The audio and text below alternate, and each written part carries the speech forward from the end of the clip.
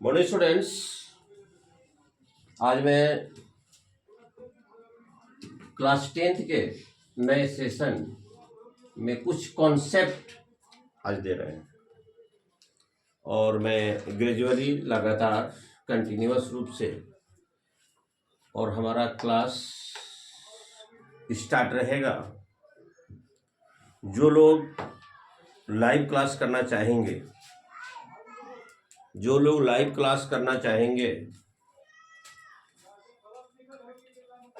12 मार्च से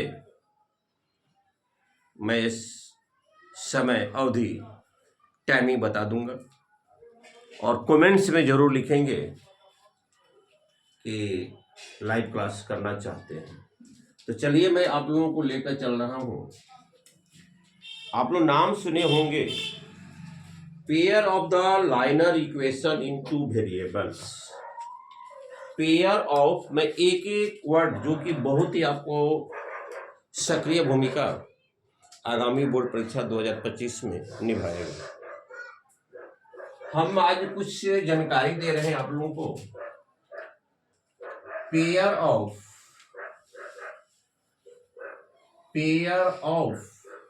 liner equation, pair of liner equation,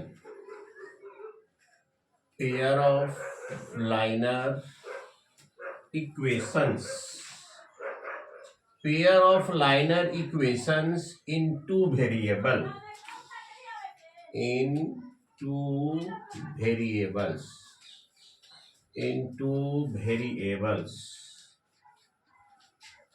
मैं एक एक वर्ड के बारे में आप लोगों को बता रहा हूं, ध्यान से सुनेंगे। सबसे पहले पेयर मैंने जोड़ा होता है, पेयर मैंने जोड़ा। लाइनर मैंने रैखिक, जिस अलजेब्रिक इक्वेशन का ग्राफ एक सीधी रेखा होती है उसे हम लोग लाइनर इक्वेशन कहते हैं। इक्वेशन मैंने समीकरण, जिसमें कि वेरिएबल्स और नॉन वेरिएबल्स कंबाइंड के रूप में रहता है, कोफिशिएंट के रूप में रहता है, और वन वेरिएबल भी होता है और टू वेरिएबल भी होता है। तो वेरिएबल भाई किसको कहते हैं? जिसका मान हमेशा बदलते रहता है। जैसे मान लिया जाए x प्लस वाई बराबर 5, ये वेरिएबल्स दोनों या नॉन वेरिएबल से कांस्टेंट है, इसका मान हमेशा 5 ही रहेगा। सपोज दैट x बराबर लिखते हैं 5 माइनस वाई, तो यहां लिखिए x, यहां लिखिए y। अगर y का मान 0 लेते हैं तो x का मान 5 होगा, y का मान 1 लेते हैं तो x का मान 4 होगा, y का मान 2 लेते हैं तो x का मान 3 होगा, y का मान 3 लेते हैं तो x का मान, मतलब कि यह हमेशा यह वेरिएबल्स होता है। इसलिए अंग्रेजी के अल्फाबेट जो लेटर्स होते हैं उसके द्वारा हम लोग वेरिएबल्स को इंडिकेट करते हैं। इसको कहते हैं two variables liner equation maximum power 1 है। इसको हम लोग क्या कहते हैं? Liner equation. ये 5 हो गया आपका कांस्टेंट। इसका आलेख एक सरल रेखा होगा। टू वेरिएबल्स का जो आलेख होता है वह सरल रेखा होता है।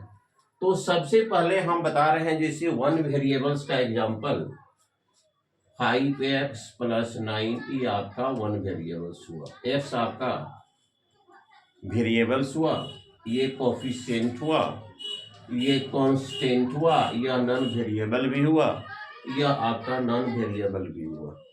इसका बेसिक जो फॉर्म होता है ax + b = 0, वेयर a = 0, और जिसका मैक्सिमम पावर 2 होता है उसको कहते हैं क्वाड्रेटिक इक्वेशन, द्विघात समीकरण।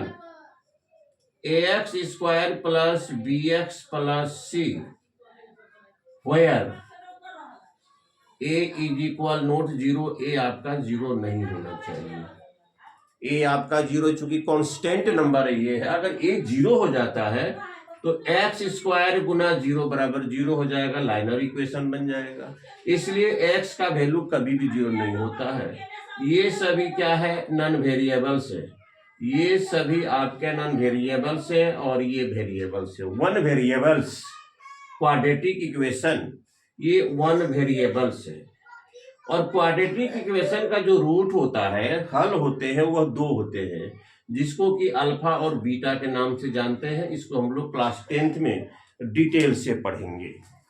सबसे पहले हम चलते हैं टू वेरिएबल्स, जिसमें कि 2 वेरिएबल्स इंक्लूडेड हो, जिसमें 2 वेरिएबल्स इंक्लूडेड हो उसको कहते हैं टू वेरिएबल्स लाइनर इक्वेशन। परीक्षा में पूछता है बेसिक फॉर्म इसका, तो basic form of the two variables liner equation आप लिखेंगे ax plus by plus c। ये क्या हो गया, two variables liner equation which the represent as the line corresponds to a point on the line. A pair of the linear equation in two variables x y is, अगर two variables का एक जोड़ा रहता है, एक pair रहता है, तब उसे हम लोग कहते हैं pair of liner equation in two variables. जैसे मान लिया जाए हम टू वेरिएबल्स के बारे में कुछ एग्जाम्पल दे रहे हैं, जैसे 5x प्लस 3y प्लस 9 बराबर 0, 7x प्लस 3y बराबर प्लस 8 बराबर 0। ये टू वेरिएबल्स लाइनर इक्वेशन हुआ। चूंकि इसमें भी 2 वेरिएबल्स है, इसमें भी 2 वेरिएबल्स है, जो कि अननोन है। ये सब नॉन वेरिएबल जिसका मान कभी बदलता नहीं है, उसको हम लोग नॉन वेरिएबल्स कहते हैं।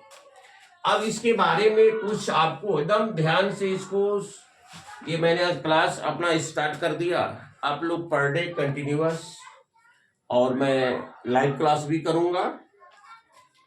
जैसे मान लिया जाए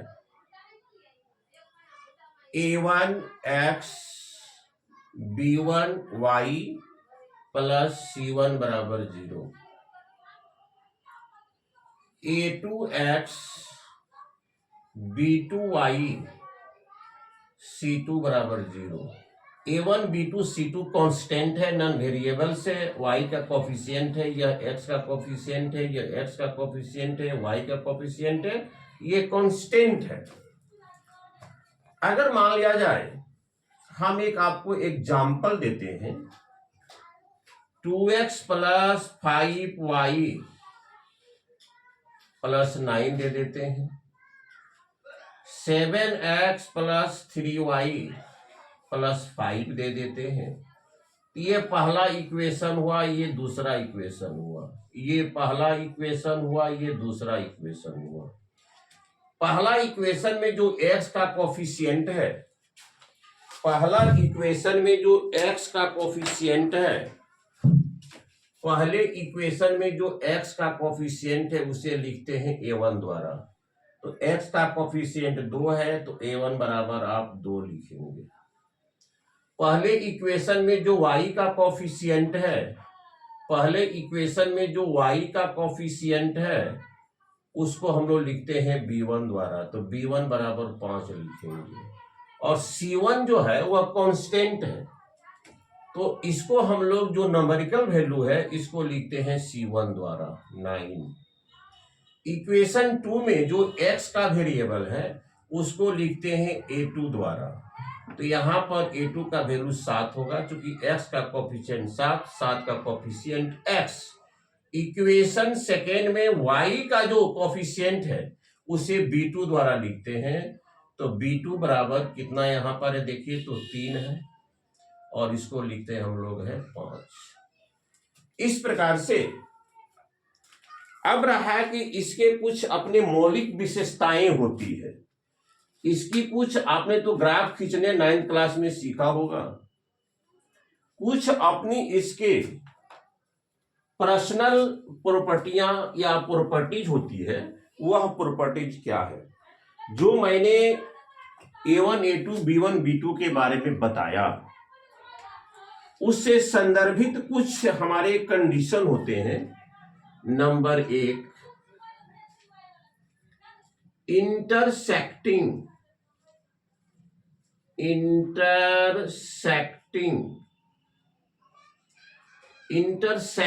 ग्राफ कब प्राप्त होगा? जब हमारा कंडीशन A1 बटा A2 बराबर नहीं होगा B1 बटा B2 के। जब B1 बटा B2 के बराबर, जो मैंने इसके पहले बताया A1 A2 B1 B2, तो जब ये बराबर नहीं होगा तो ग्राफ जो होगा वह इंटरसेक्टिंग होगा। ग्राफ कैसा होगा भाई? ये आपका एक्स अक्ष हो गया, ये आपका वाई अक्ष हो गया, और ग्राफ जो इसमें आप खींचेंगे तो ग्राफ आपका इंटरसेक्टिंग आएगा। ग्राफ इस प्रकार से आएगा। एक इक्वेशन का ग्राफ इसको मानेंगे, एक को इसको मानेंगे, तो ग्राफ तो हो गया। Type of the graph intersecting. इसका सॉल्यूशन क्या होता है? इसका सॉल्यूशन जो होता है यूनिक होता है। इसका जो सॉल्यूशन होता है यूनिक, इसको कहते हैं ओनली वन भी कहते हैं। ओनली वन भी कहेंगे या वन भी कहेंगे। तो भाई इसका सॉल्यूशन कैसे निकालेंगे वो तो जो मैंने ग्राफ पेपर पर बताऊंगा प्रैक्टिकली। यह जो इंटरसेक्टिंग पॉइंट है, यहां से इस पर लंब डाल दीजिए, एम हो गया और यहां हो गया एन। मान लेते हैं यहां से जो यहां तक की दूरी है, जो कि एक्स अक्ष के जो पैरेलल है, एक्स अक्ष के जो पैरेलल है उसको हम लोग एब्सिसा कहते हैं, एक्स, और जो वाई अक्ष के पैरेलल है उसको कहते हैं ऑर्डिनेट कहते हैं। तो एक्स वाई का मान पुट कर देंगे, जहां पर परपेंडिकुलर डालने के बाद कटेगा। मान लेते हैं यहाँ 2 है, यहाँ 3 है, तो इसका सॉल्यूशन हो गया 2 और 3। ओनली वन सॉल्यूशन होता है। दूसरा कंडीशन हमारा क्या है? नंबर पैरेलल लाइन ग्राफ कब होगा? पैरेलल लाइन ग्राफ कब होगा? जब हमारा कंडीशन A1 बटा A2 B1 बटा B2 is equal note C1 बटा C2। कहने का मतलब जैसे 2x plus 3y plus 6, 4x plus 6y plus 9। तो देखिए, तो 2 बटा 4 बराबर 3 बटा 6 बराबर 6 बटा 9। ये कितना हो गया? 3 दूनी 6 और 3 तिया 9। ये 2 बटा 3 हुआ। ये दोनों बराबर हो गया, लेकिन यह रेशियो बराबर नहीं हुआ। इसी को इस रूप में हम लोग लिखते हैं, A1 बटा A2 इज इक्वल B1 बटा B2 is equal note C1 बटा C2। तो इसका ग्राफ कैसे होंगे भाई? पैरेलल परीक्षा में 3 तरह से प्रश्न पूछे जाते हैं, मैं बताऊंगा। तो इसका ग्राफ परीक्षा में कैसे होता है? मान लेते हैं यह x है और ये आपका y है। ग्राफ आपका इस तरह से परीक्षा में आएगा और इसका कोई सॉल्यूशन नहीं होता है। No any solution,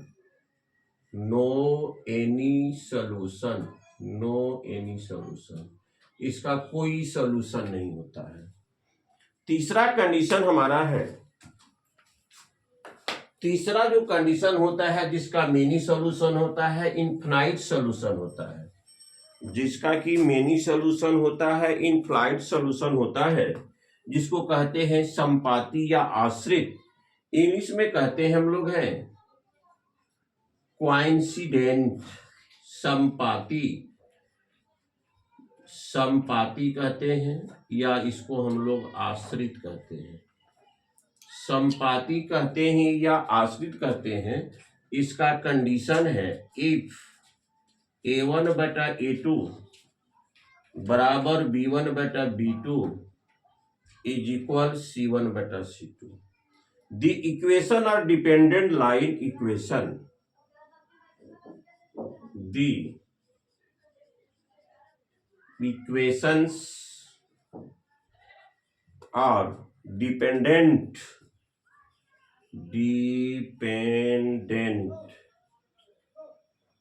liner equation. इस प्रकार से अगर कंडीशन रहे तो प्रश्न सॉल्व करने के पहले ही, ग्राफ खींचने के पहले ही आप इंडिकेट कर सकते हैं, आप इंडिकेशन कर सकते हैं कि हम जो ग्राफ बनाने जा रहे हैं ग्राफ की प्रकृति कैसी प्राप्त होगी। तो भाई इंटर्स कोइंसिडेंट प्राप्त होगा, क्योंकि आपने पहले ये पूर्वानुमान लगा चुके हैं। अगर मिस्टेक से इंटरसेक्टिंग आता है तो समझ जाइए कि कहीं ना कहीं गलती हुआ है।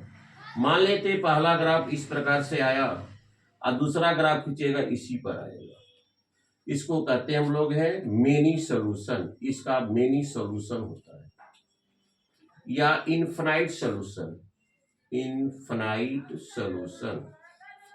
सॉल्यूशन। अब हम आगे चल रहे हैं। आप तो इक्वेशन को मैंने बता दिया, इक्वेशन के फॉर्म को भी बता डाला। अब मैं कुछ कंडीशन के बारे में बता रहा हूं। मान लिया जाए कि हमारा सूत्र है, हमारा जो बेसिक फॉर्म जो मैंने लिया था, A1x B1y प्लस C1 बराबर 0, A2x B2y C2 0, A be constant हुआ, ए बी कांस्टेंट हुआ, नॉन वेरिएबल हुआ, एक्स वाई वेरिएबल्स हुआ। Number 1, consistent and have unique solution। consistent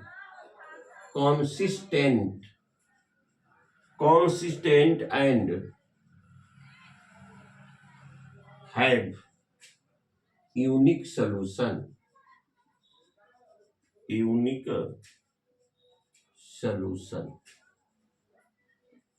if A1/A2 is equal not to B1/B2। कहने का मतलब इसको कहते हैं हम लोग संगत, कॉन्सिस्टेंट, संगत। कहने का मतलब कुछ इसका सलूशन जरूर होगा। जब कोई भी सलूशन नहीं होगा तब कहते हैं इनकॉन्सिस्टेंट कहते हैं। ये जब कुछ सलूशन होता है उसको कहते हैं कॉन्सिस्टेंट और हैव यूनिक सलूशन। ऐसे रिलेशन वाले को एक और केवल एक ही सॉल्यूशन होता है, और अदरवाइज इसको हम लोग कॉन्सिस्टेंट रिलेशन भी कहते हैं। अब दूसरा कंडीशन हमारा है नंबर बी में हमारा है consistent and have infinite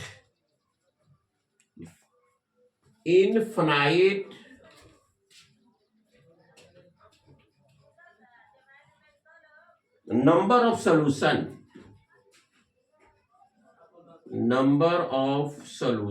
infinite numbers of solutions। लेकिन इसका कंडीशन क्या होगा, तीनों इक्वेशन का रेशियो बराबर होना चाहिए। A1/A2 बराबर B1/B2 इक्वल टू C1/C2। इस प्रकार से कंडीशन रहेंगे तो इसका अनगिनत सॉल्यूशन होंगे। जिसके सॉल्यूशन होते हैं उसको कॉन्सिस्टेंट, और जिसके सॉल्यूशन नहीं होते हैं उसको इनकॉन्सिस्टेंट कहते हैं।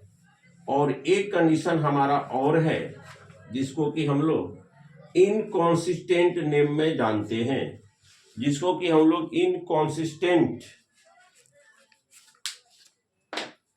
या नो सॉल्यूशन। तीसरा हमारा है, तीसरा मान लिया जाए सी नंबर में A1/A2 बराबर B1/B2 is equal note C1/C2। ऐसे रिलेशन जब रहेंगे तो उसको कहते हैं इनकॉन्सिस्टेंट, असंगत, इसका कोई सलूशन नहीं। एंड